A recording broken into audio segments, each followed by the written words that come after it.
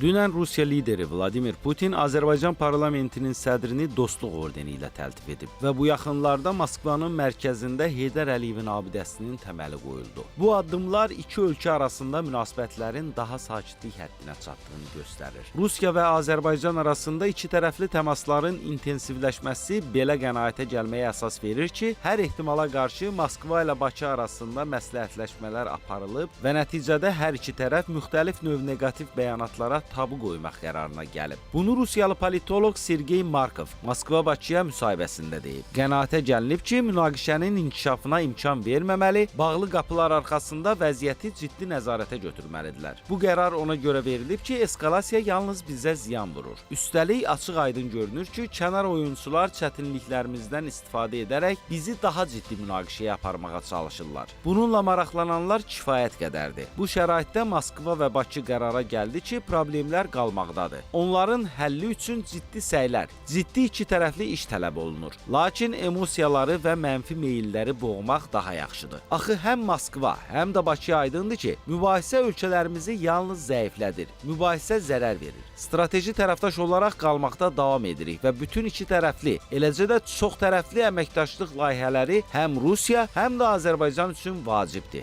o bildirib.